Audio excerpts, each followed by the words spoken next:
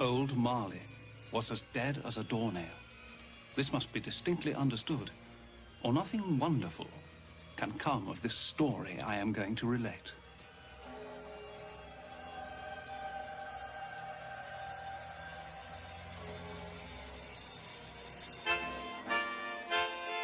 On Christmas night all Christians sing to hear the news the angels bring.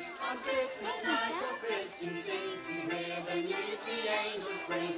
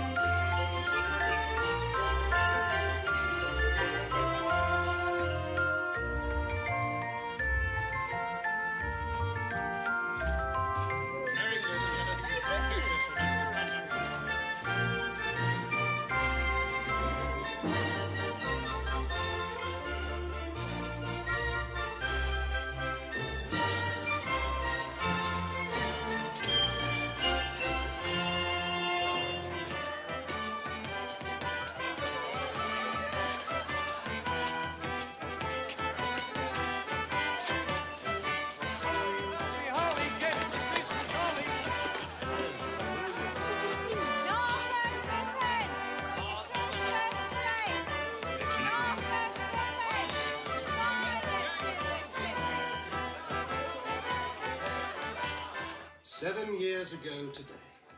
What's that you say? Mr. Marley died. 7 years ago this very day. Would it be too much to ask that you return to the work for which I pay you so handsomely? Mr. Cratchit! The fire's gone cold, Mr. Scrooge. Come over here, Mr. Cratchit. What is this? A shirt. And this? A waistcoat. And this? A coat. These are garments, Mr. Cratchit. Garments were invented by the human race's protection against the cold. Once purchased, they may be used indefinitely for the purpose for which they are intended. Coal burns. Coal is momentary, and coal is costly. There will be no more coal burnt in this office today. Is that quite clear, Mr. Cratchit? Yes, sir. Now, please get back to work before I am forced to conclude that your services are no longer required. Yes, sir.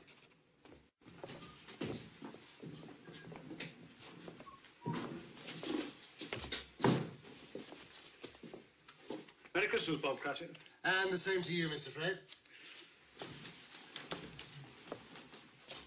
Merry Christmas, Uncle. I said, Merry Christmas, Uncle. Humbug. Christmas a humbug, Uncle. Surely you don't mean that. I do. What's Christmas but a time for buying things for which you have no need, no money? Time for finding yourself a year older, not an hour richer. If I could work my will, every idiot who goes about with Merry Christmas on his lips should be boiled in his own pudding and buried with a stake of holly through his heart. Come now, Uncle. Neville, you keep Christmas in your way and let me keep it in mine. Keep it, but you don't keep it. Let me leave it alone, then. Much good it may do you, much good it has done you. There are a great many things from which I might have derived good, from which I have not profited, I dare say. Christmas among the rest. But I've always thought of Christmas time when it comes round as a good time, a kindly, forgiving, charitable time. A time when men and women seem by one consent to open their shut-up hearts freely to their fellow creatures. And so Uncle Bert has never put a scrap of gold or silver into my pocket. I do believe that it has done me good. And I say, God bless it.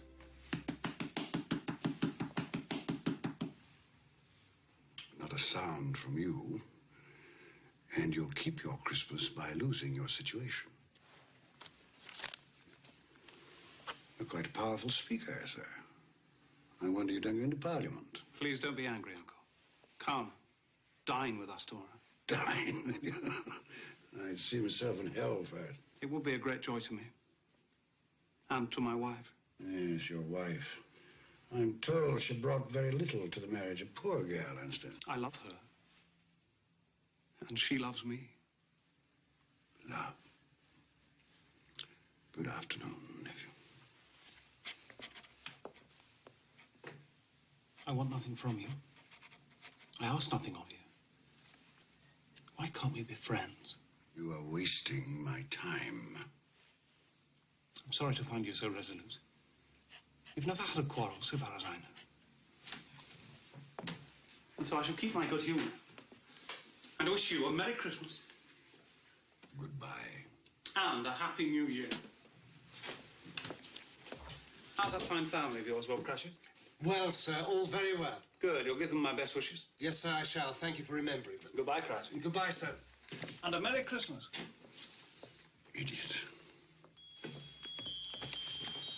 And he's made me late to them.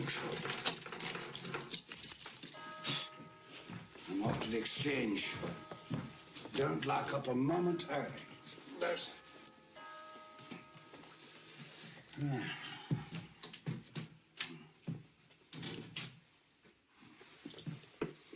You'll want all day tomorrow, I suppose. If it's quite convenient, sir. It's not convenient. And it's not fair.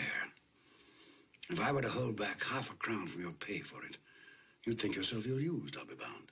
But you don't think me ill-used when I pay a day's wages for no work. Christmas comes but once a year, sir. Poor excuse for picking a man's pocket every 25th of December. And I suppose you must have it. Be here all the earlier the next morning, Cratchit. Yes, sir, I shall. I certainly shall. Make sure. Yes, sir. And a Merry Christmas to you, Mr. Scrooge. Humbug. Ah.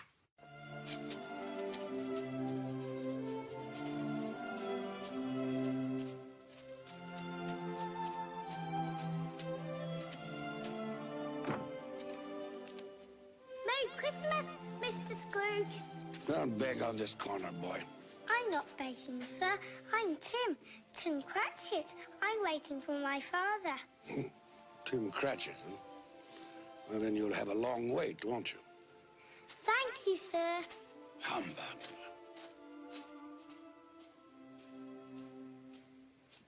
Our Saviour Christ and His Lady on Christmas Day, on Christmas Day. Our Saviour Christ and His Lady on Christmas Day in the morning. Clear the road. They will Out of the way. Let me sail the through. ships all free on Christmas Day, on Christmas Day. They will sail the ships all free on Christmas Day in the morning. His reason weak, his anguish hot, and sorrow all his pain. He wears his clothes but once a year, and that for Christmas Day. So grant us all a change of heart, rejoice for Mary's child. Pray peace on earth to all mankind, God bless us everyone. Day 18 for January, day 80 for January. Any open market? Any open market? Buying here, buying. Ah, Ebenezer. We were afraid you weren't coming. It's almost closing, sir. Well, I'm here, aren't I? I said you'd be here. Didn't I say Ebenezer Scrooge would be here? I knew you'd change your mind. Right, I have changed my mind. Oh, good, then you'll take our bid. The price has gone up. Gone up? But that's not possible. If you want my corn, gentlemen, you must meet my quote. Plus 5% for the delay. It's outrageous, Scrooge. You'll be left with a warehouse stuffed with corn. Well, that's my affair, isn't it? But if we pay your price, our bread will be dearer. The poor will suffer. Buy the corn someplace else. Good day, sir. Scrooge, a moment. We'll take your corn at the price you quoted yesterday. Too late. If you wait until tomorrow, it'll cost you another 5%. Damn it, Scrooge, it's not fair. No, but it's business. I'll give you a moment to make up your minds.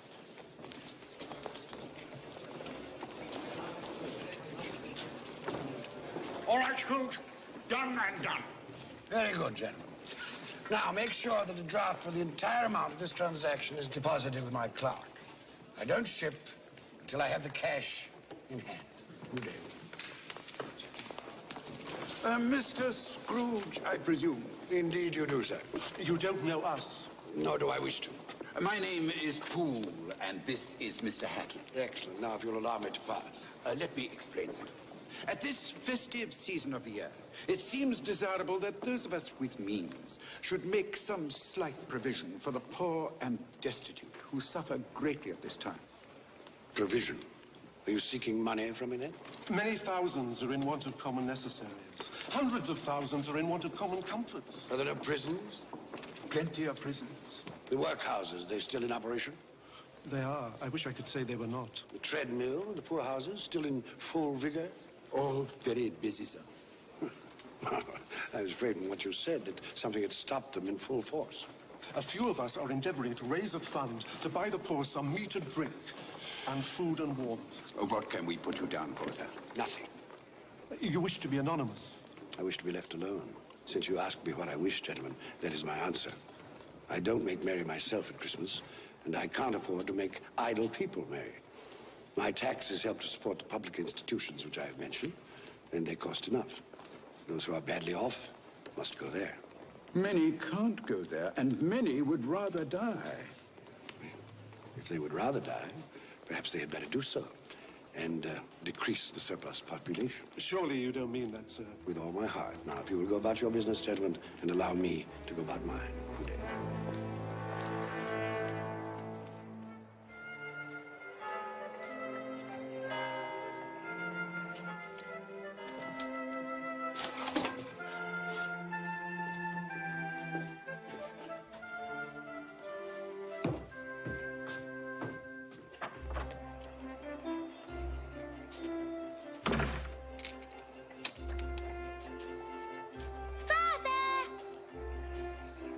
Tim, you must be frozen. I'm all right now. Could we go home by Cornhill and watch the boys and girls play in the snow? Of course we can. Tim, I'm to have the whole day off tomorrow. We'll be together, the whole family, for the entire day. Hurrah for Christmas, the best day of the year. Each stroke will tell that it is hot and cold in all his days. His reason weak, his anguish shock, and sorrow all his pain. Look. They're having such fun, Father.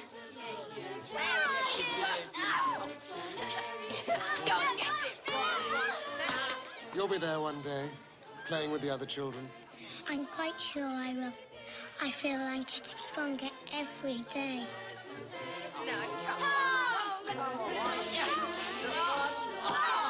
We must go home now.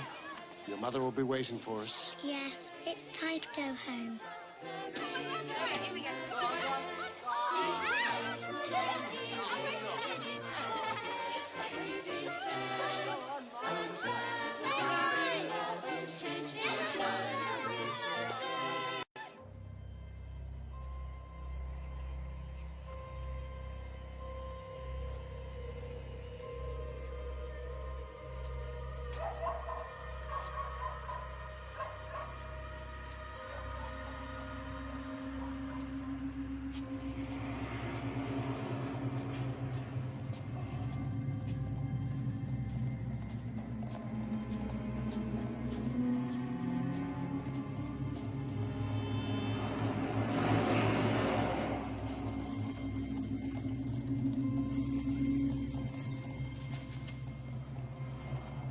calling me?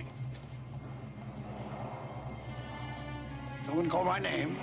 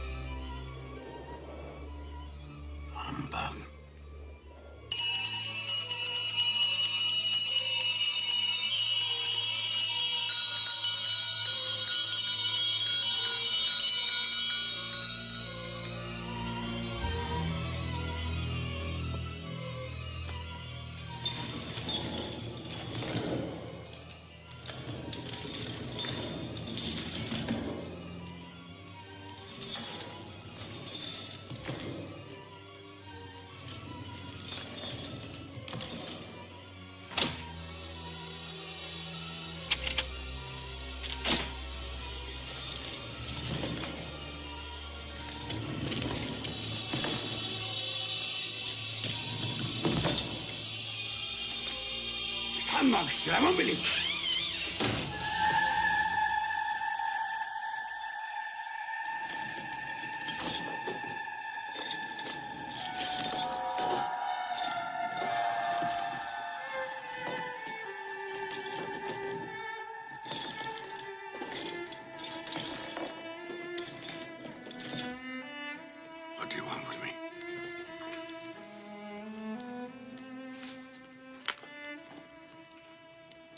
Much.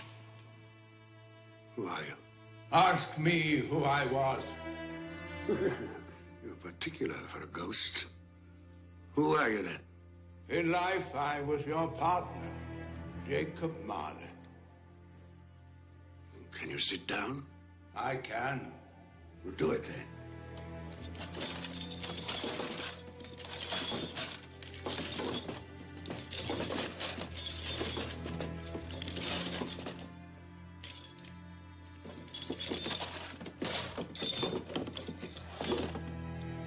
You don't believe in me. I don't. What evidence would you have of my reality beyond that of your own senses? I don't know. Why do you doubt your senses? Because a little thing affects them. A slight disorder of the stomach. There might be a bit of bad beef, a blot of mustard, a fragment of an underdone potato. There's more of gravy than of grave about you, whatever you are. Humbug, I tell you, humbug!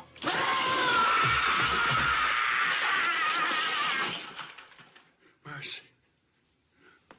Dreadful apparition. Why do you trouble me? Man of the worldly mind, do you believe in me or not? I do, I must. But why do spirits walk the earth? Why do you come to me? It is required of every man that the spirit within him should walk abroad among his fellow men and travel far and wide. And if that spirit goes not forth in life, it is condemned to do so after death. It is doomed to wander through the world and witness what it cannot share, but might have shared, and turn to happiness. Chain. Tell me why. I wear the chain I forged in life. I made it link by link and yard by yard. Is its pattern strange to you? Or would you know the weight and length of the strong coil you bear yourself?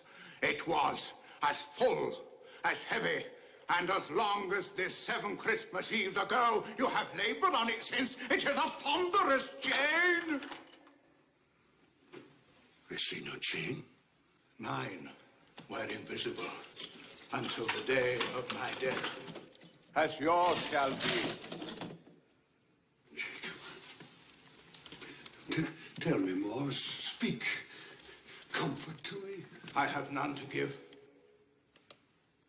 My spirit never walked beyond our counting house.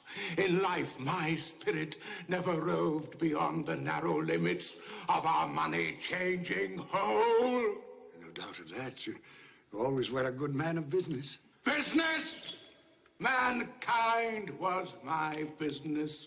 The common welfare was my business. Charity, mercy, forbearance, and benevolence were all my business. The dealings of my trade were but a drop of water in the comprehensive ocean of my bitterness. I'm sorry for you, Jacob.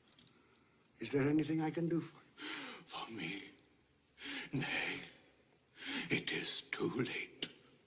But I have come for your sake, Ebenezer. Have you? Well, you always were a good friend. As part of my penance, I have been sent to warn you. And so you have? And to offer you a hope and chance of escaping my fate. You will be haunted by 3 spirits. 3 spirits? Is that the chance and hope you mentioned? It is. Well, in that case, I think I'd rather not. Expect the first tonight, when the bell tolls 1. Couldn't they all come at the same time, Jacob, and have it over? Expect the second on the stroke of 2. The third, more mercurial, shall appear in his own good time.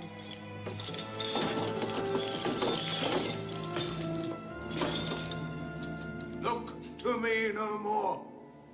Look, that you may remember what has passed between us.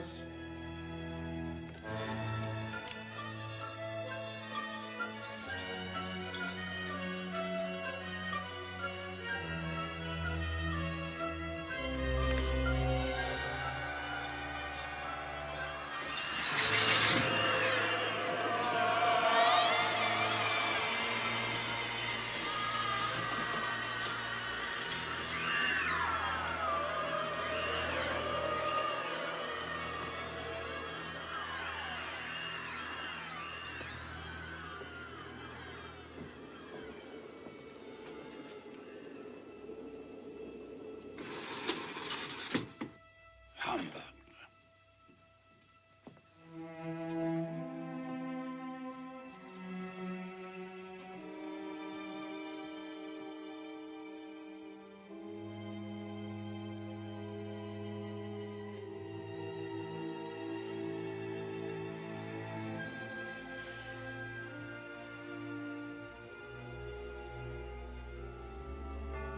Something I ate.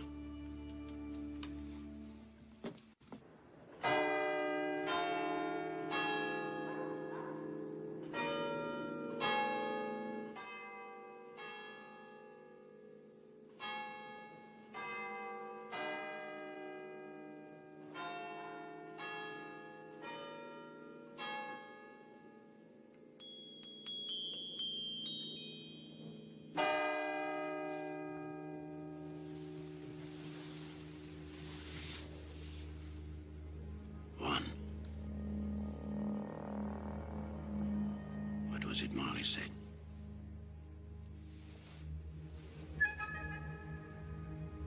Nothing.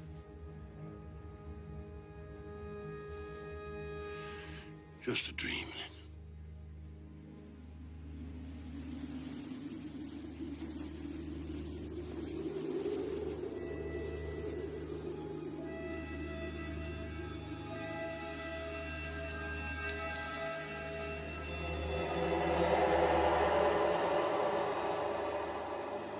The spirit whose coming was foretold to me? I am. Who and what are you? I am the ghost of Christmas past. Long past?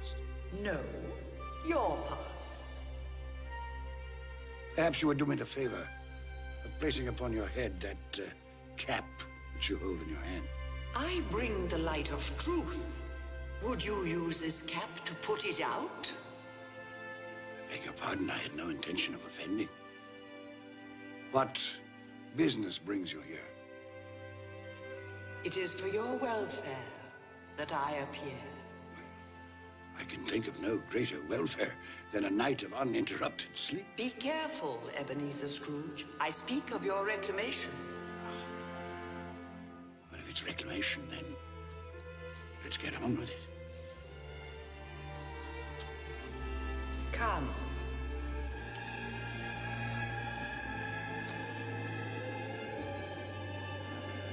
We shall be invisible and silent as the grave. You will now see a child, a youth. You will see yourself, Ebenezer. The air is so clean. How different from the city. Do you know where you are? Of course, I was bred here. I was a boy in this place. That's Daniel Costas. Robert Estes. Hello, Daniel.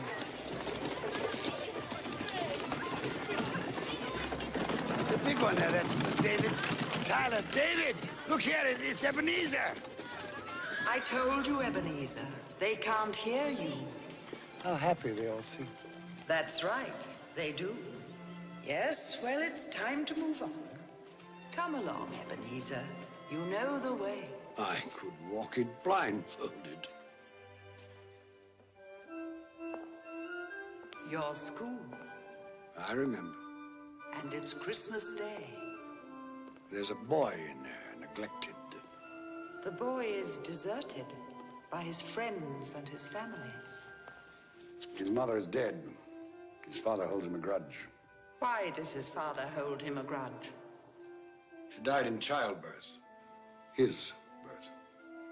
Weep for the boy, if the tears will come. He has his friends, even on this day. From his beloved books. There's Ali Baba, dear old honest Ali Baba. And the Sultan's groom, turned upside down with the genie. But not a real child to talk to. Not a living person. Robinson Crusoe, not real. And Friday, and the parrot with green body and yellow tail, not real. He made do, this boy. Let us see another Christmas Day. When you were a youth. Fan. Fan! Dear, dear brother. Come to bring you home, dear brother. To bring you home. Home.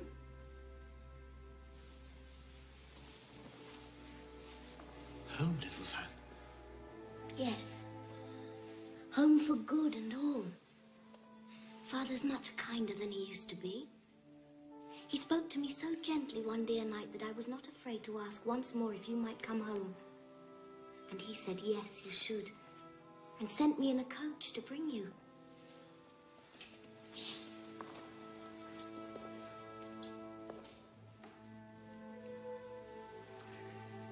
You're quite a woman, little Fan. And you are to be a man now. And never come back here. Come along, we mustn't keep Father waiting.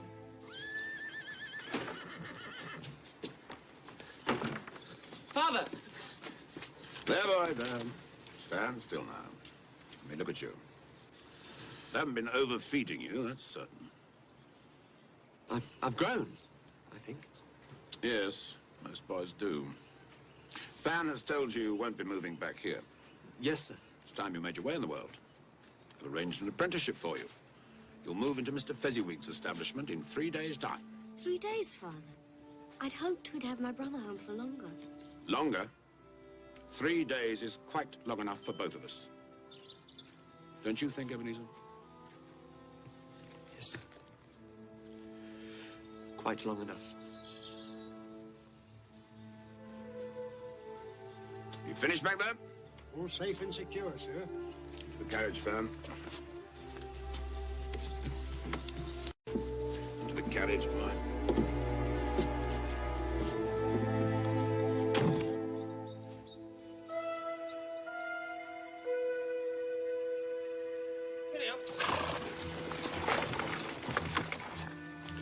Fan pleaded for more time, but my father was very stern man. Fan. She died a young woman. She had such a generous nature. Yes, too young. Old enough to bear a child. One son, Fred, your nephew, Fred Hollowell. who bears a strong resemblance to your sister. Does he? I never noticed. You never noticed? I'm beginning to think you've gone through life with your eyes closed. Open them. Open them wide.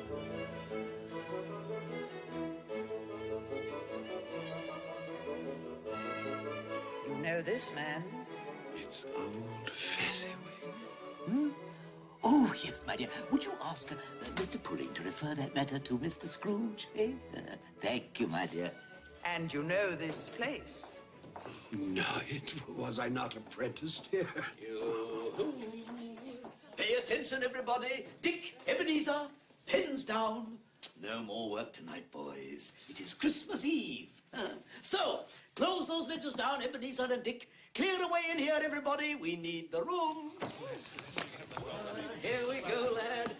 You'll enjoy yourself tonight, Master Ebenezer. That is an order.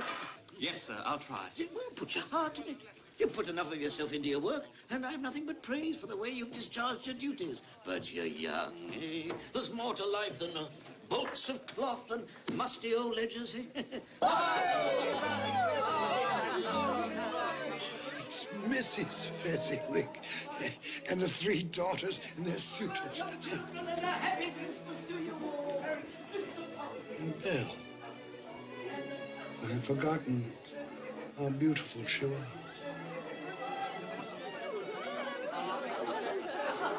Hello, Belle. Hello. Would you like to dance? Yes.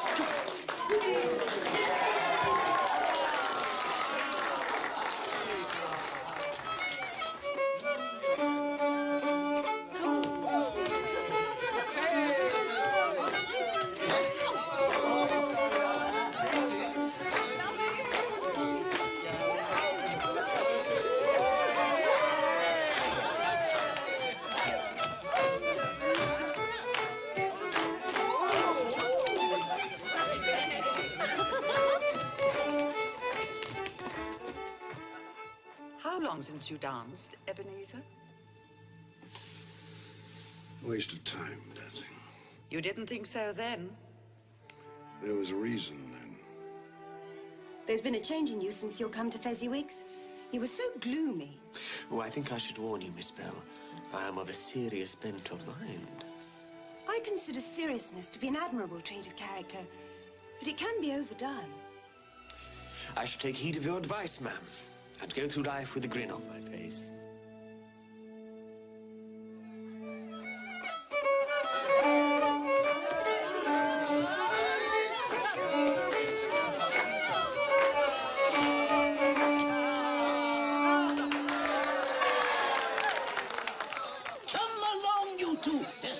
Sir Roger de Coverley. Time enough to sample the punch when you're old and fat like me, eh? Oh, I'd best partner my wife before that young scamp goes dancing off with her. Oh, what a difference it makes, Ebenezer, to travel the rough road of life with the right female to help bear the burden, eh?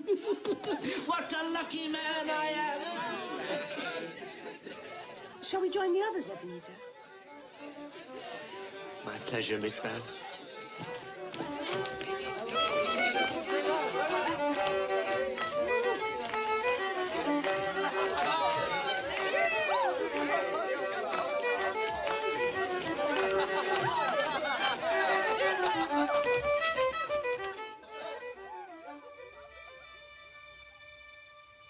Old Fezziwig. A silly man. Silly?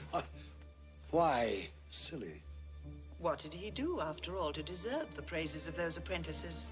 Spent a few pounds, danced like a monkey, beamed a great smile. Well, the happiness he gave was quite as great as though it had cost £1,000. Just small things.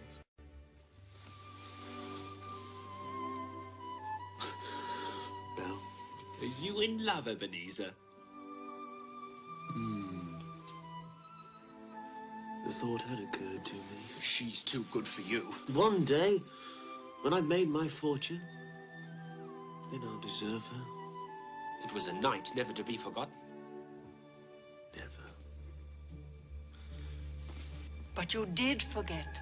Often. No? Look. Another Christmas Eve. Delayed by the pressure of business. Do you remember? No.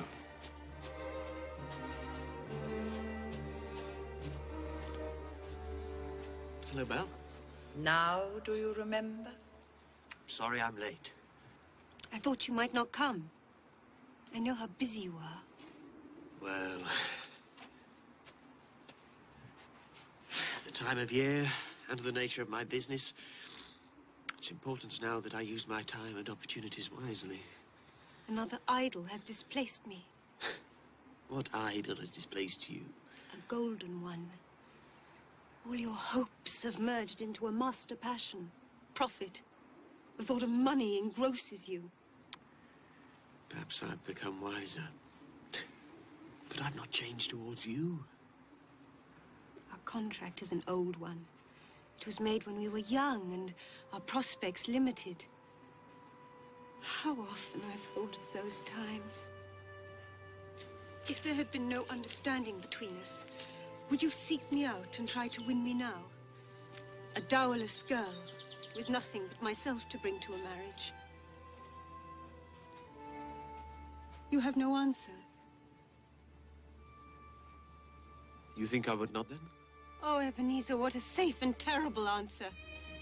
So characteristic of the careful man. Ebenezer, I release you. You are a free man. I let you go with a full heart. May you be happy in the life you have chosen.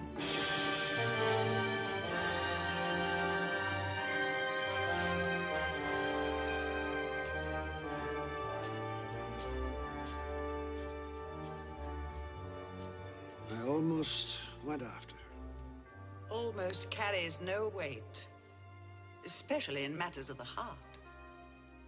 And you did have a heart, didn't you, Ebenezer? Why didn't you follow her? Upon his death, my father left me a small inheritance. Belle wished to be married, insisting that we could get along on very little. But I wanted something more for both of us. So I lent out that money, laid the foundations for financial success, which I have achieved, I may add. Congratulations. Well, thank you not to sneer. Spirit, show me no more. Conduct me home. You have explained what you gained. Now I will show you what you have lost. Belle. Yes, Belle. And those are her children. Oh, darling, he's wonderful, isn't he? Lord, what a brood.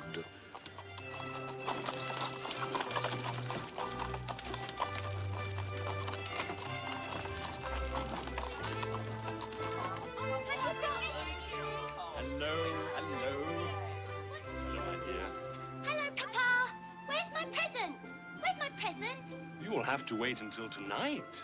All of you. Presents on Christmas Eve, as usual. Fancy. It might have been mine. The same thought occurred to me. I saw an old friend of yours in the city this afternoon. Who was it? Guess. I can't. I don't know. Ebenezer Scrooge. Mr. Scrooge it was. I passed his office window and it was not shuttered. He had a single candle lit upon his desk. His partner, Jacob Marley, lies on the point of death, I hear. And there he sat, Ebenezer Scrooge, alone. Quite alone in the world, I do believe. Poor Ebenezer. Poor wretched man. Spare me your pity. I have no need of it. They can't hear you. And as for you, I've had enough of your pictures from the past. Leave me. Haunt me no longer. Truth lives.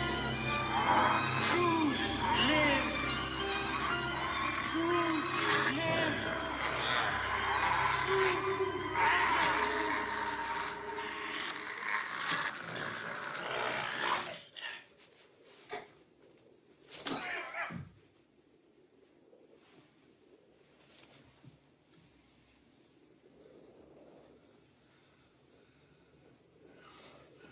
A nightmare.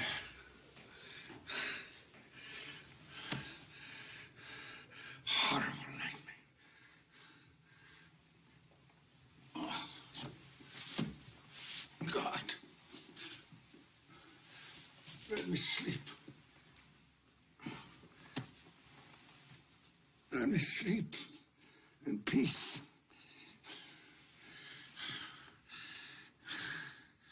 Peace.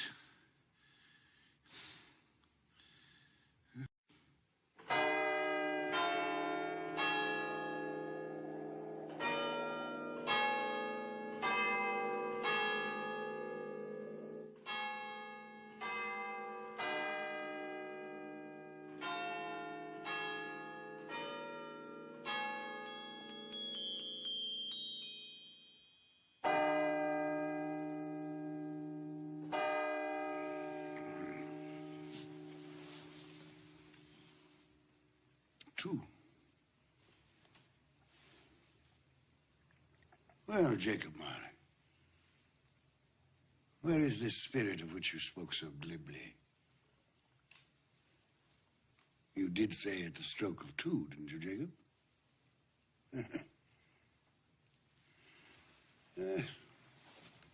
mistaken in death. As you were in life, old partner.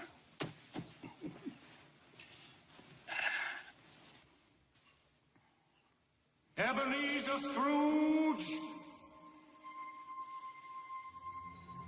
Ebenezer Scrooge!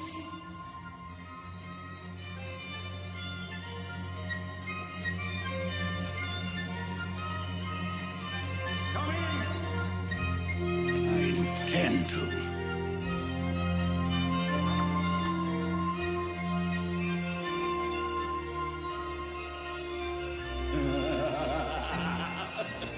Come in and know me better, man.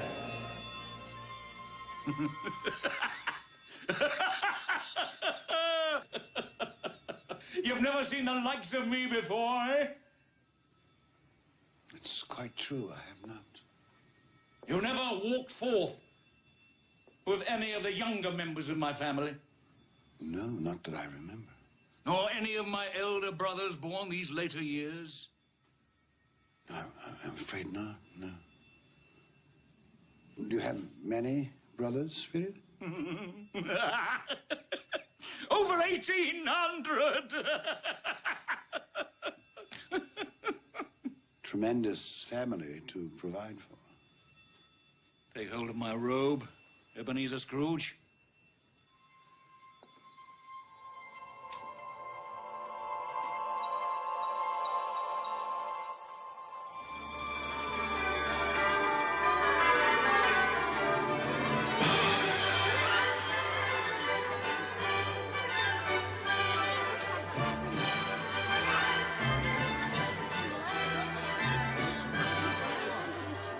What day is it now? Don't you know? Christmas morning.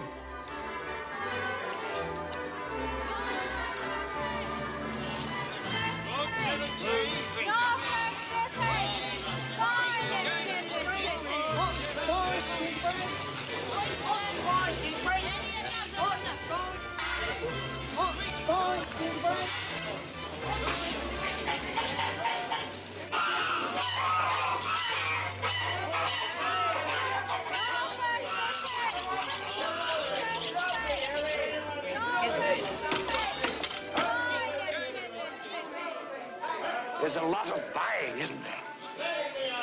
Oh, Ebenezer, is that all you can see? Follow me, and I'll show you to what good use these wares can be put. Is there some peculiar power which emanates from your torch? Oh, yes. There is.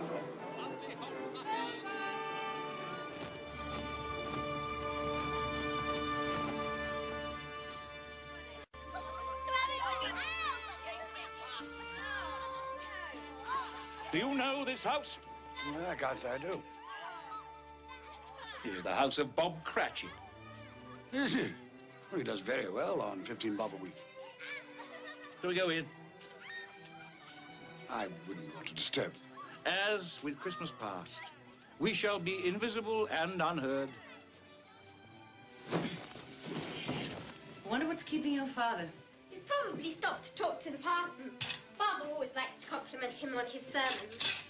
I do hope the pudding's a success this year. No one makes a better pudding than you, Mother. Peter, save some for the rest of the family. Just testing the cooking, Mother. I'm sure they'll manage very well on their own without your help, young man. Hello, Mother. Hello, Mother. Smell the goose cooking, Martha. Yes, it makes my mouth water. Mine too. I can't wait. Well, you'll just have to. Now run along with Martha and help her butter the bread thinly. Here they are. Merry Christmas, everyone. You're late, Bob Cratchit. Oh, and you're quite like an icicle, Tim. You've been dawdling. Father had a long talk with the minister. Don't as much. Come, Tim, listen to the pudding hissing on the fire. It's like a giant snake inside the copper. Go along with your brother and sister, Tim. I'll begin to wine. Off you go, then. Come on. How did you behave in church? As good as gold. Better. Mother's very worried if it'll turn out all right. Look how they support him. What did you say? Nothing. It's, nothing. Somehow he gets thoughtful sitting by himself so much. He thinks the strangest things. He told me coming home that he hoped that the people in church saw him because he was a cripple, and that it might be pleasant for them to remember on Christmas Day who it was that made lame beggars walk and blind men see. It seems to me that Tim is getting stronger every day, that his limbs are growing, that he's in better spirits, it seems to me. Yes, Bob. I'm sure you're right. He is getting stronger. Well, we're all here. That's the important thing. Belinda, help me with the goose. Yes, Mother.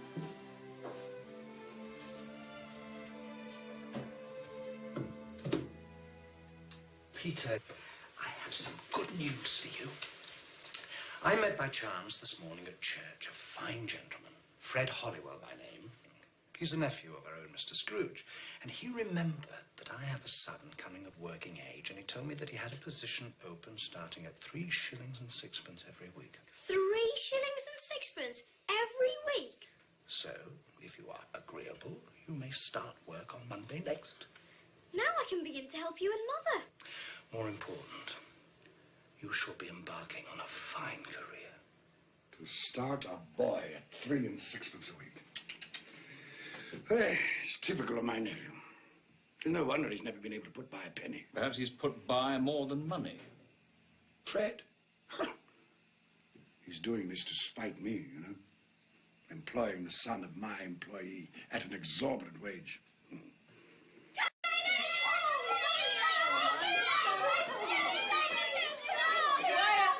Quiet, children, quiet.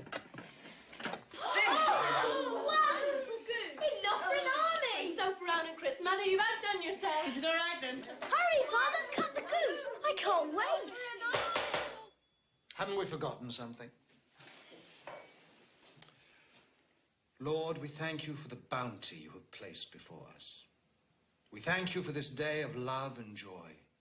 We thank you for allowing us to be together, to share with each other and with you the fullness of our hearts on this special day. Amen. Amen. Amen. What? You say something? No. Oh, I thought I heard you. No, I said nothing.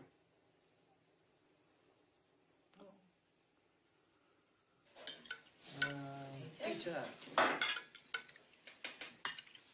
Alice. Linda. Potato, Alice? A very small goose. It's all Bob Cratchit can afford. Me. Are we all served? Yes. Then let's begin. And a Merry Christmas to us all. A Merry Christmas to us all.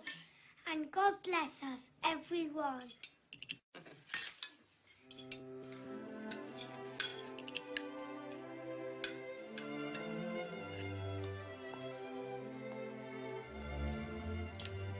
Tell me, Spirit, will he live? I see a vacant place at this table. I see a crutch without an owner, carefully preserved. If these shadows remain unaltered by the future, the child will die. No, say he will be spared. If these shadows remain unaltered by the future, none other of my species will find him here. But if he is to die, then let him die, and decrease the surplus population. You use my own words against me. So perhaps in the future you will hold your tongue until you have discovered what the surplus population is and where it is. It may well be that in the sight of heaven you are more worthless and less fit to live than millions like this poor man's child.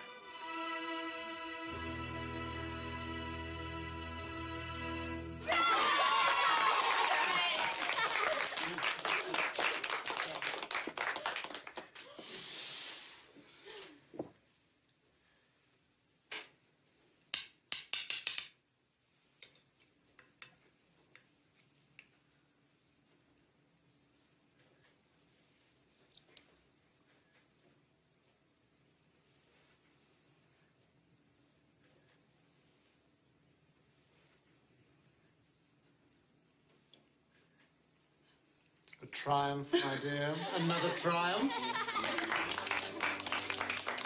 I told you so, Mother.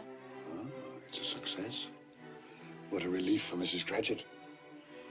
Now their feast is over. Not quite. Just one more ceremonious moment. Look.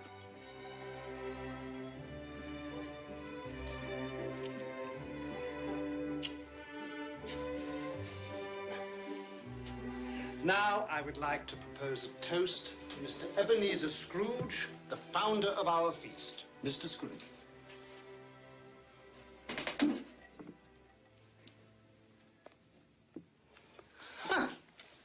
The founder of our feast, indeed. I wish I had him here. I'd give him a piece of my mind to feast upon, and hope he had a good appetite for it. My dear, the children, it's Christmas Day. It should be Christmas Day, when one would drink the health of such a stingy, odious, mean, hard, unfeeling man as Mr. Ebenezer Scrooge. My dear, have some charity.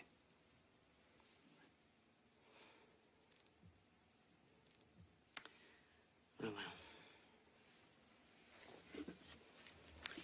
I'll drink his health, for your sake, and the day's sake, but not for his. Long life, Mr. Ebenezer Scrooge. A Merry Christmas and a Happy New Year. I've no doubt his Christmas will be very merry, and he'll be very happy. Mr. Scrooge. Mr. Scrooge. Mr. Scrooge. Mr. Scrooge. Mr. Scrooge. Mr. Scrooge.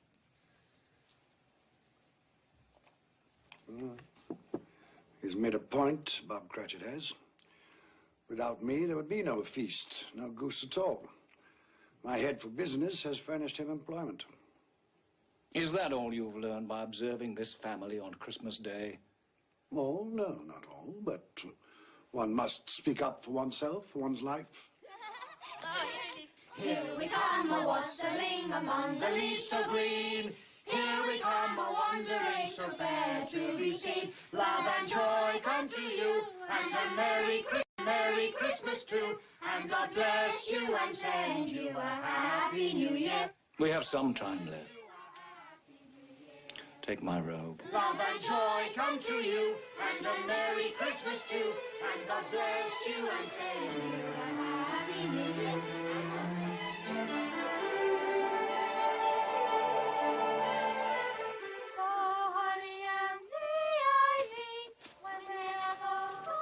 Where are we now? Just a street. Any street. This house. We'll go in here. Think it might amuse you. I'm in no mood to be amused.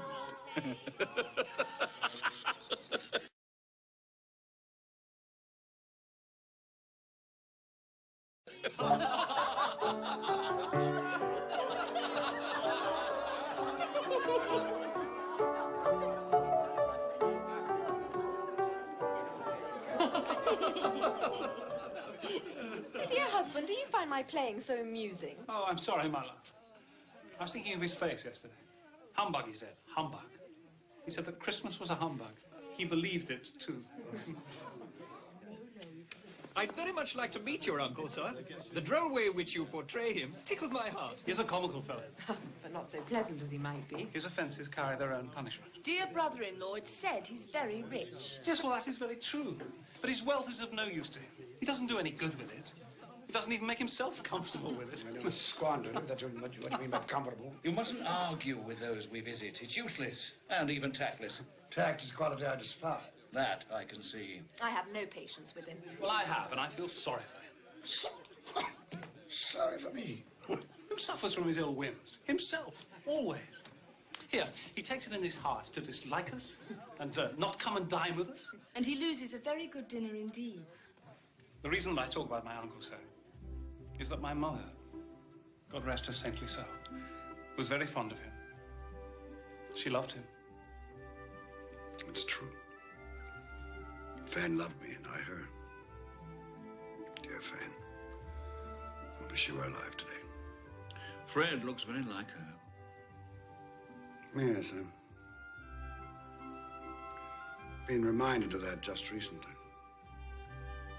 I was only going to say that the consequences of his taking a dislike to us and not making merry with us is that he loses some pleasant moments which could do him no harm. And I mean to give him the same chance every year, whether he likes it or not. And every year he'll say, Christmas. Bah! Come, my dear, we must see to our guests. Hello there. Would you like some noodles? Why is it?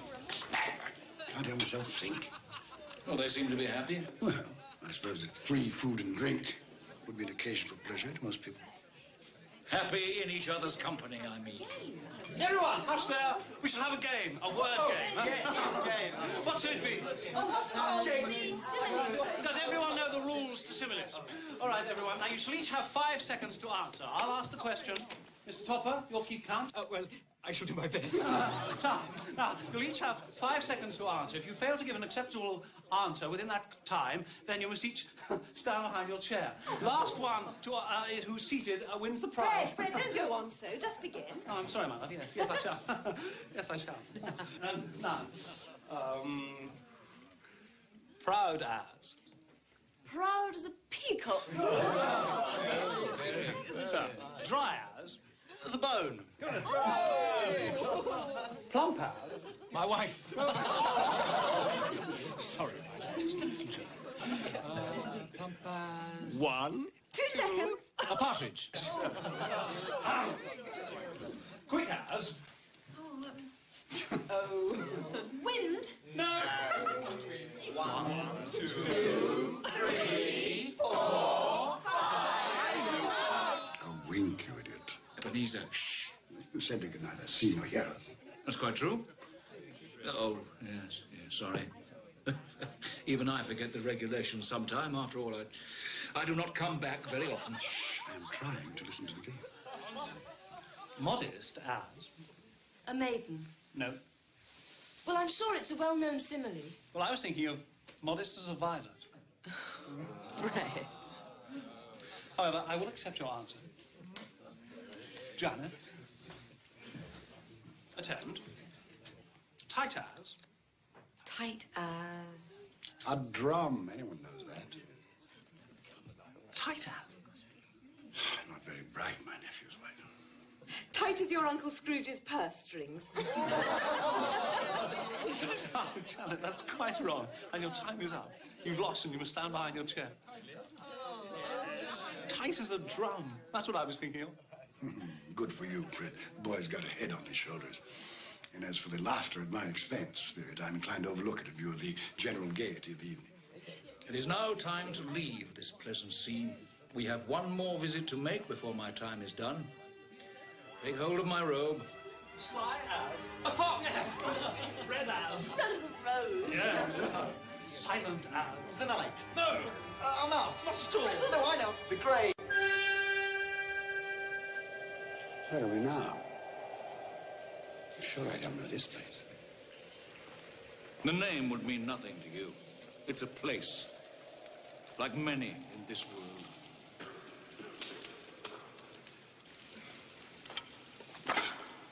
Do we have enough wood for the night? Ah, it'll last through. At least there's one thing still free in this country. Mary, Peter, they're cooked. They're too hot. It'll be cold soon enough. Where did you get these, Father? I didn't steal them, if that's what you're saying. She didn't say you stole them, Ben. She should have some respect. Don't berate the girl. They fell from a cart into the road. Your father's not a thief, girl. Not yet.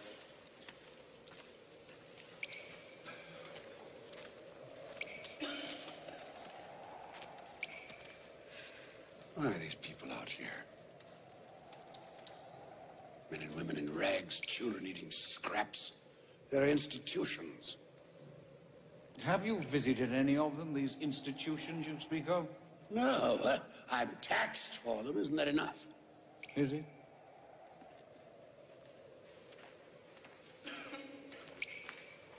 Ben, come back to the fire.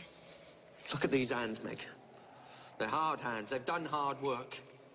I want to work. I want to have bread for my children. It's not right that there's no work. together, Ben. That's the important thing. I love you, Meg. I love the children. Tomorrow, take the children and go to the parish poorhouse. No. No. I'd rather we all drowned in the river than go to one of those places and be separated forever. Until I get work. No. Ben, we're a family. We stay together. Come. Come back to the fire. Come.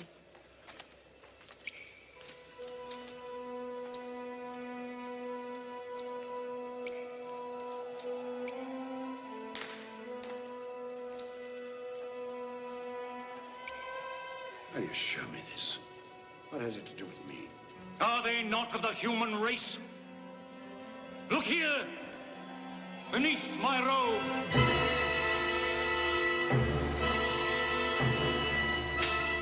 Look upon these.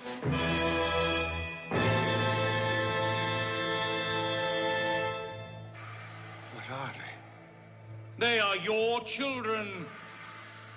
They are the children of all who walk the earth unseeing. Their names are Ignorance and Want. Beware of them. For upon their brow is written the word Doom. They spell the downfall of you and all who deny their existence. Have they no refuge, no resource? Are there no workhouses? Are there no prisons?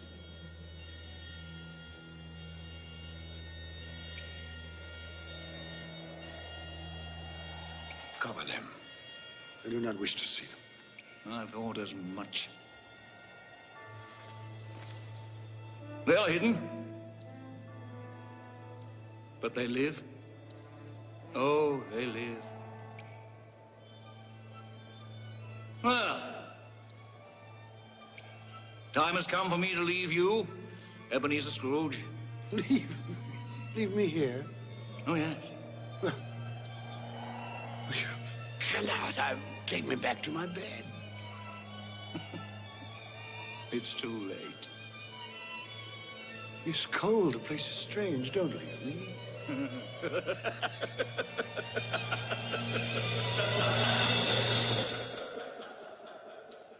Spirit?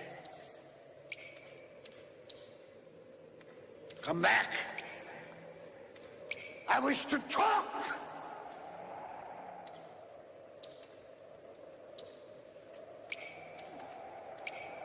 Perhaps I have made a mistake here and there. Talked too quickly about matters to which I gave no great thought. Very well, we'll have a give and take. Come to some meeting of the minds. I'm a reasonable man. Spirit! Have pity on me. Don't leave me.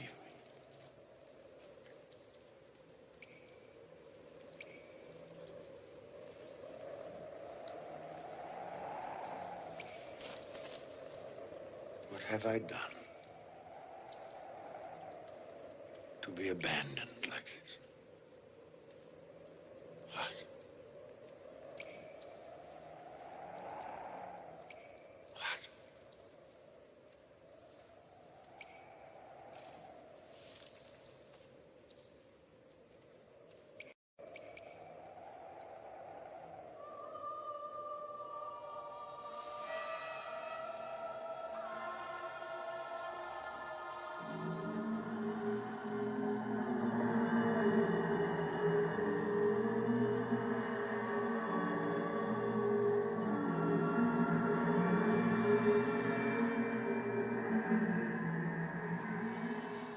Are you the spirit which Jacob Marley foretold would visit me?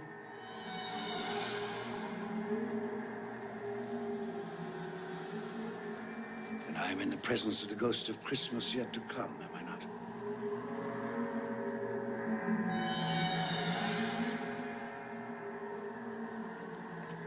You're about to show me the shadows of the things that have not happened, but will happen in the time before us. Is that so?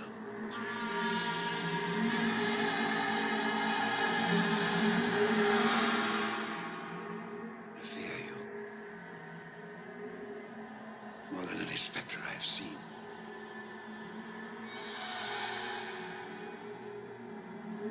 I am prepared to bear your company. Will you not speak to me? Very well. Lead on. Night is waning fast. Time is precious to me.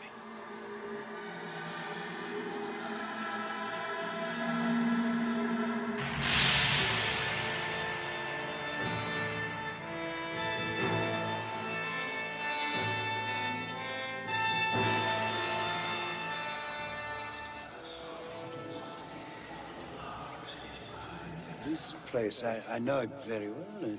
The exchange, it's like a second home to me.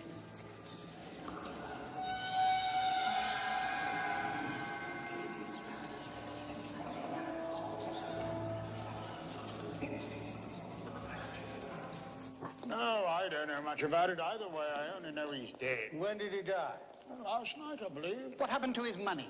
Left it to his company, perhaps? Who else did he have? It'll likely be a very small funeral, supposing we volunteered and form a party. I'll go if lunch is provided, but I insist on being fed for the time I'll waste. Have these men no respect for the dead? I should go, I suppose. After all, we did considerable business together. Well, I must go and find the price of corn. Goodbye. How was I privy to that conversation? What purpose could it have for me?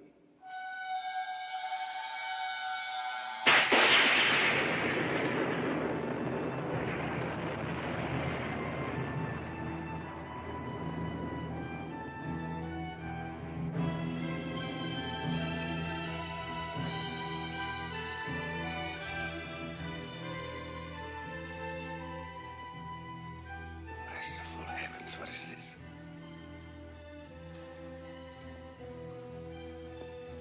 Spirit. This is a fearful place. I wish to leave it.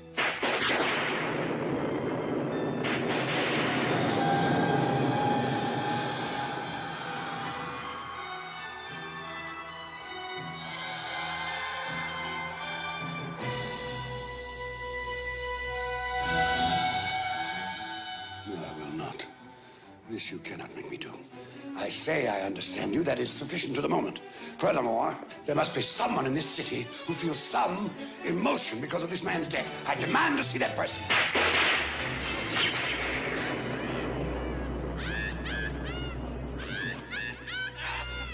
This is a most foul part of town. We must have made a mistake, taken a wrong turn.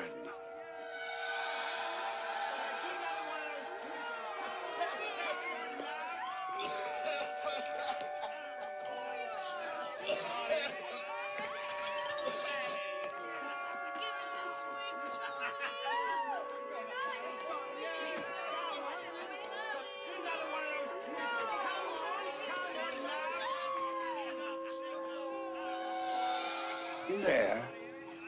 I have no business to transact in there.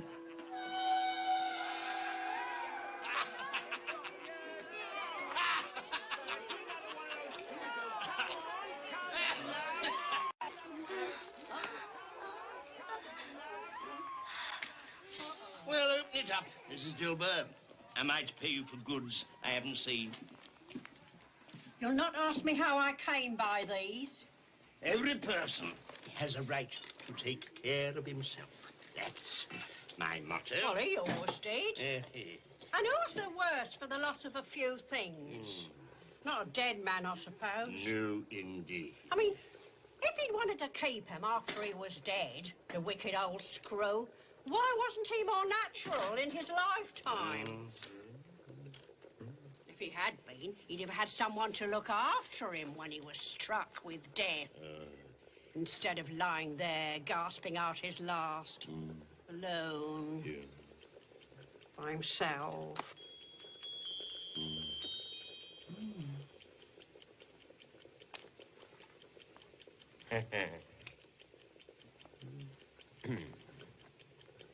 Those are my things. She's stolen my things. I'll have her before a magistrate. What do you call these? Bed curtains. You don't mean to say you took them down? Rings and all, with him lying there. Why not? And don't get wax on his blankets. His blankets? I hope he didn't die of anything catching. Eh? I wasn't so fond of him as I'd loiter about if he did.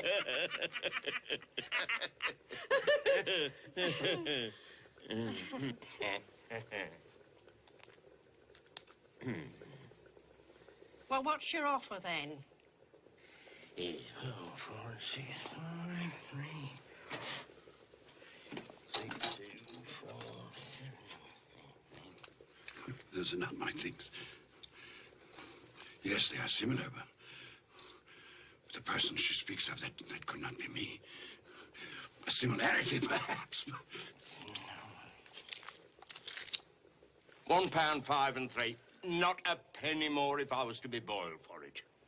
You're Arden, Joe, and no mistake. I'm always kind to the ladies. That's the way I ruin myself. Spirit, what perversity is this? I asked to see some emotion in connection with this man's death. You show me only greed and avarice. Let me see some tenderness, some depth of feeling.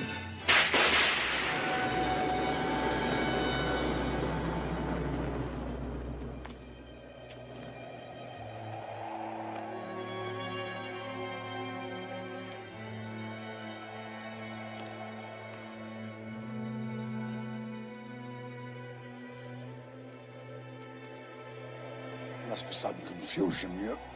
Your fellow spirits brought me here earlier. Very well.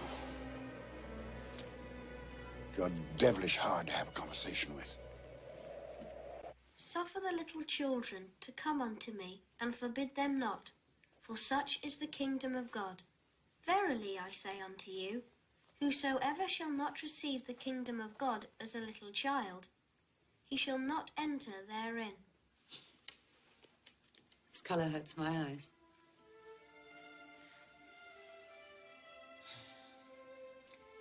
It's better now. This work makes my eyes red. And I wouldn't show red eyes to your father when he comes home. Not for the world.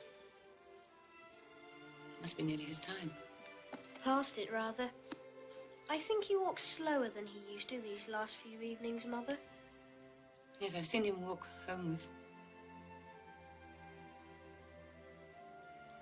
with Tiny Tim on his shoulders very fast indeed. And so have I. And so have I. And so have I. But he was very light to carry. And your father loved him so that there was no trouble. No trouble. There is your father now. Hello, Father.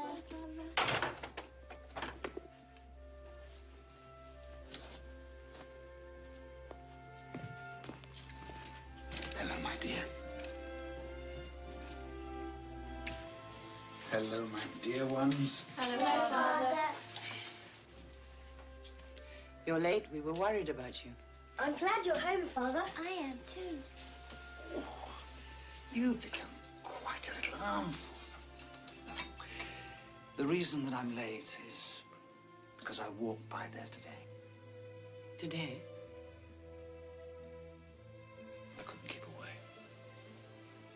It's so quiet and green. You shall see it on Sunday. We shall all go on Sunday. I promised him that every Sunday I would walk. My little child. My little child. Father, please don't grieve so. Oh, I'm sorry. I have all of you. A blessing to be thankful for. Do you know who I saw in the street today? Mr. Scrooge's nephew, Fred. And he greeted me in his usual cheerful way. And he saw that I was a little sad. He asked me what was distressing me. And when I told him, he said that he was heartily sorry for. And, Brother, Timmy's part of all of us. And for his sake, we must go on living. So long as we love one another, he will always be alive. Yes, of course, Mattie. But however and whenever we are parted from one another, I'm sure that none of us will ever forget poor Tiny Tim. No, never. And when we recollect how patient he was, and how mild, although he was but a little child, I'm sure that we will not easily quarrel among ourselves. I am a happy man. I am a truly happy man. I asked for tenderness and depth of feeling, and you've shown me that. Nothing more I need see. Take me home.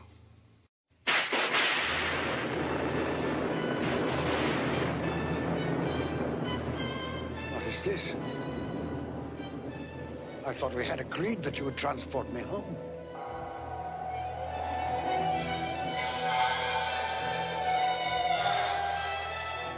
Inspector, something informs me that the moment of our parting is at hand. I know it, but I know not how. Tell me, what man was that whom we saw lying dead?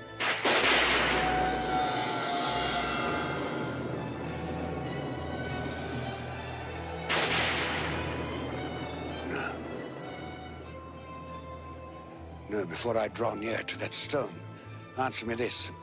Are the things you have shown me the shadows of the things that will be? Or are they the shadows of the things that may be only?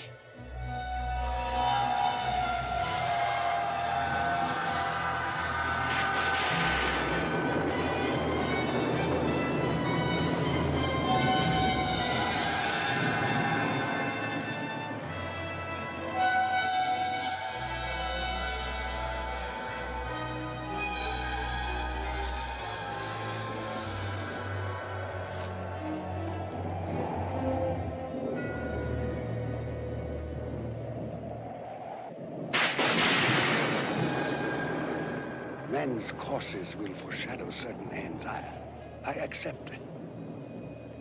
But if those courses be departed from, the ends must change. Tell me that is so by what you show me.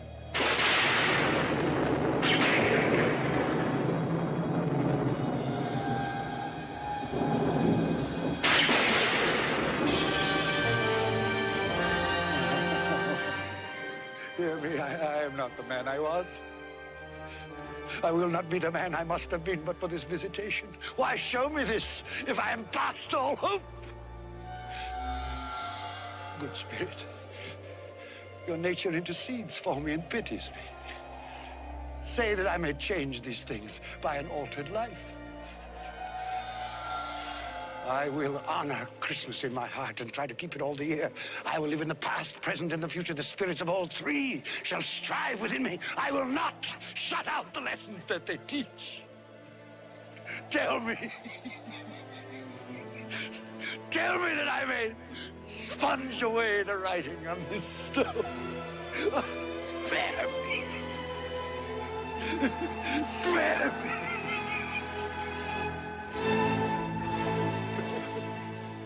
Spare me.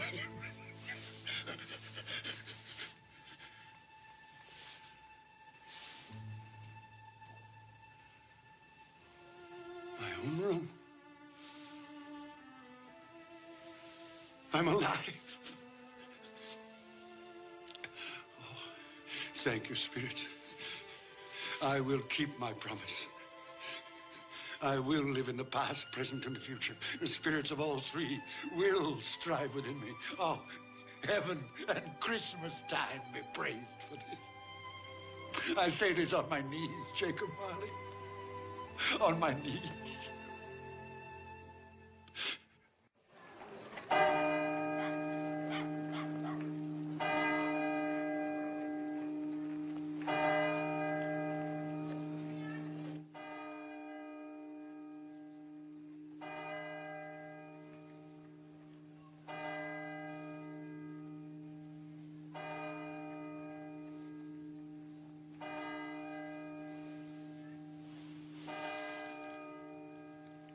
9 o'clock.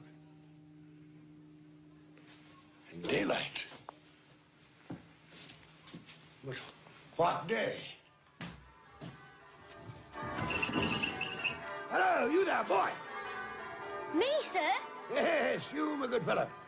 What day is today? Today? Why, it's Christmas Day, of course. Christmas Day. I haven't missed it. The spirits did it all in one night.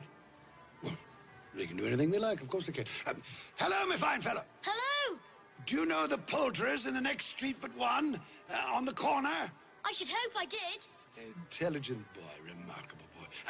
Do you know if they've sold the prize turkey that was hanging there? What? The one as big as me?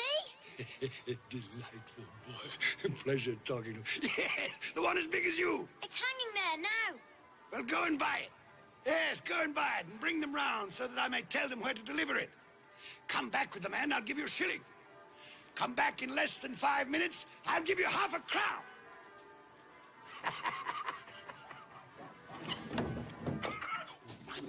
I must dress myself. So much to do. I don't want to lose any time. I was light as a feather. I'm as happy as an angel. I'm as merry as a schoolboy. I'm as giddy as a drunken man. Merry Christmas to everybody, and a Happy New Year to the world!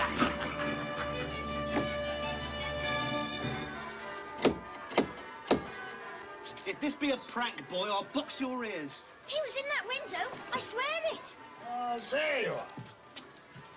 This boy here says you wish to purchase this turkey here. Yes, quite right. Here's your half-crown for a service well rendered. Thank you, sir. Splendid, boy. Now, there is an address and the price of the turkey. You'll take this fine bird to Bob Cratchit in Camden Town. The directions are all written down. You leave immediately this very moment. Yes, sir. You'll say only that it comes from a friend. And it must be there in time for Christmas dinner. It will be, sir. Good fellow. Here's a little something for your trouble. Oh, thank you, sir. Here. Not to offer you. Thank you, sir. Merry Christmas.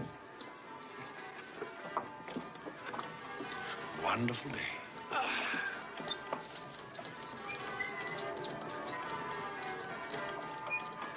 So grant us all a change of heart. Good morning. Merry Christmas to you. Greatly Like angels. Yes, exactly. You sing excellently well, yes. Thank you. It is I who thank you for that glorious music on this glorious Christmas day.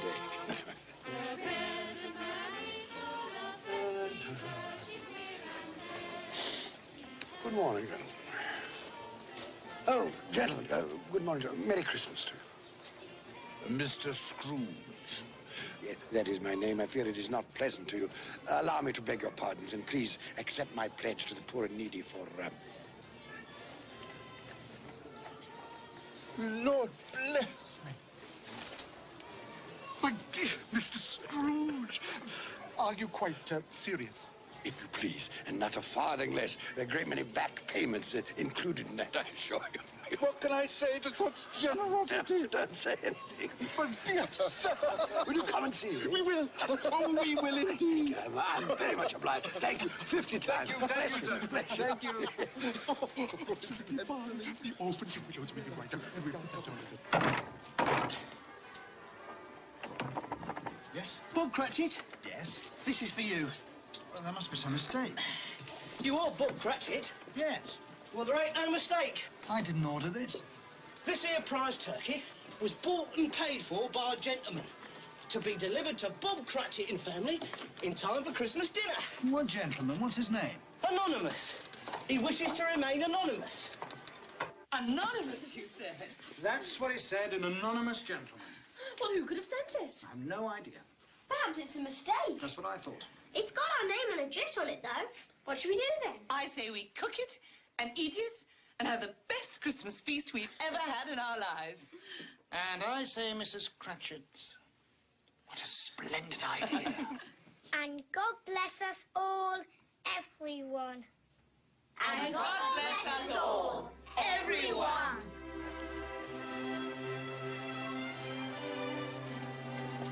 Merry Christmas, Merry sir. Christmas. Merry Christmas.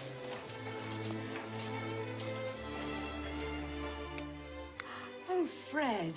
Oh, it's much too expensive. But do you like it? Oh, I love it. Oh, it's the most beautiful thing I've ever seen. Well then, it belongs upon your wrist, my darling. Merry Christmas. Oh, Fred, I do love you. Oh, and not just for this. I know. I know. Well, who can that be? Well, no one's expected this, have they? My God. It's Uncle Ebenezer. Your uncle? What in the world would he want? Open the door, Mary. I'm sure I don't know.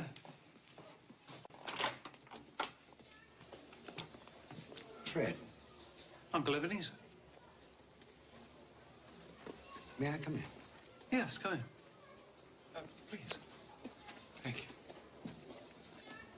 Do come in. Good afternoon, madam. Merry Christmas to you. Merry Christmas to you. Uncle Ebenezer, this is my wife, Janet. Janet, this is Uncle Ebenezer. It's a pleasure. More like a surprise, wouldn't you say? Well, that too. Well, that's quite true. Quite honestly, it is a surprise. When we spoke yesterday, you made it quite clear, it seemed to me, at least, that you had no intention of accepting my annual invitation. I made other things clear, too, didn't I, Fred? That Christmas was a humbug, waste of time and money. A false and commercial festival, devoutly to be ignored. Yes, basically that was it. Well, I've come for 3 reasons. First, to beg your pardon for the things I said about Christmas. That was a humbug, Fred. Was it? I didn't know it then, but I know it now. Secondly, I've come to meet your wife. Well, here she is. Yes. And a very beautiful woman she is, too.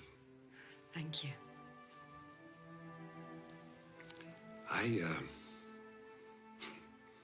I was in love once. Would you believe that? Yes. That I possessed neither the courage nor the optimism, perhaps the depth of feeling that you two have.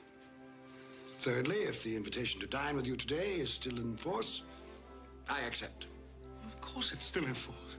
Hurrah! I was sure that one day... You were sure, were you? Well, apparently you were right. Yes, I should like to dine with you and your friends. You'll be more than welcome. You like games, don't you? Yes. Yes, as a matter of fact, I do. Uh-huh. Do you ever play similes? It's one of our favorites. Perhaps we could play today. Quite possibly. I'm very good at it. And should the phrase tight as be thrown out, the answer is a drum. Why, yes, so it is. Good.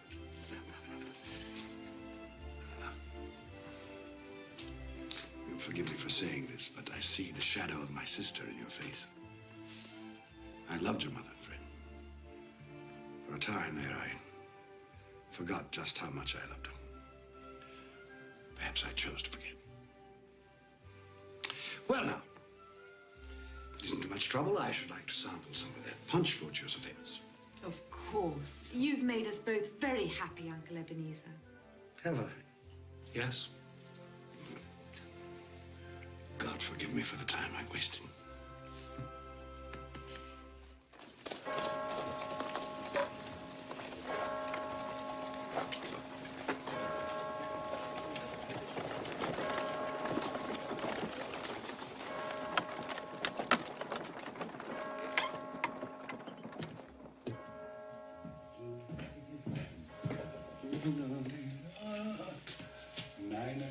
Late again, eh, Cratchit? We'll see about this.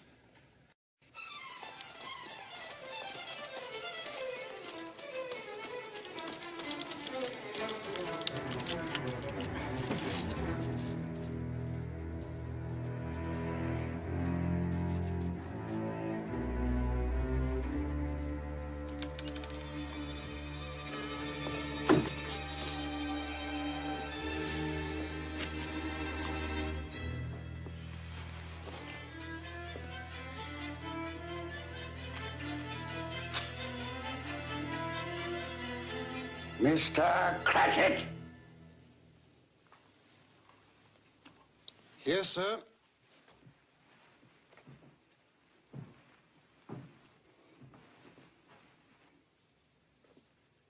Do you know what time it is? Yes, sir. What time is it? 18 minutes past the hour, sir. 18 and a half minutes past the hour. What do you mean, coming here this time of day? I'm sorry, sir. I am behind my time. Yes, I think you are. Step this way, sir, if you will, please. It's only once a year, sir. It shall not be repeated. I was making rather merry yesterday. Well, I'll tell you, my friend, I'm not going to stand for this any longer. Therefore, I am going to double your salary. Double my salary, sir? Yes, Bob.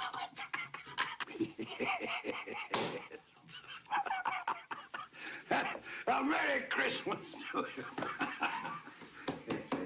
I'll double your salary for a start, and I'll endeavor to assist your family in any way I can. And Tim will walk again and grow stronger and stronger upon my life, he will. Well, we'll discuss the particulars this afternoon over a Christmas bowl. What's the matter with you? Nothing, sir. Well, it's just that... Nothing. Thank you, sir. My good fellow, make up the fire before we freeze to death. Buy some more coal before you dot another I, Bob Cratchit. Yes, sir.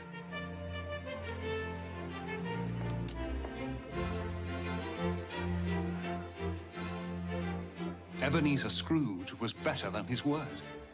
He became as good a friend, as good a master, as good a man as the old city knew. And to Tiny Tim, who did not die, he was a second father. It was said of Ebenezer Scrooge that he knew how to keep Christmas well, if any man alive possessed the knowledge. May that be truly said of us, and all of us.